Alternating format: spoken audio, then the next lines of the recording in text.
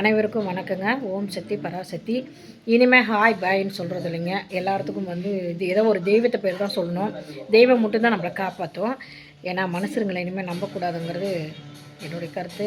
ஏன்னா நம்ம சொந்த பந்தங்களாக இருந்தால் கூட பரவாயில்லைங்க, அந்நிய அசலுங்களை நம்ம நம்புவோம்.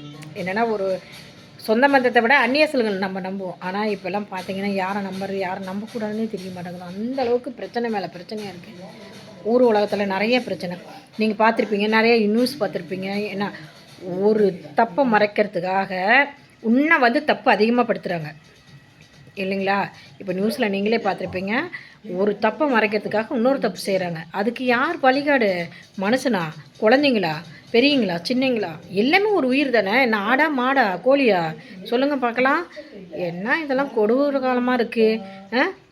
நல்லதும் செய்கிற மாதிரி செய்கிறாங்க, கெட்டதும் பண்ணுறாங்க. யாரை நம்புறதுன்னே தெரியல. இந்த நாட்டில் என்ன பண்ணுவாங்க, எப்படி வாழ்கிறது, எப்படி மனுஷருங்கெல்லாம் வாழ்ந்துட்டு நம்ம மக்களெல்லாம் எப்படி இருக்கிறது? ரொம்ப பாவங்க.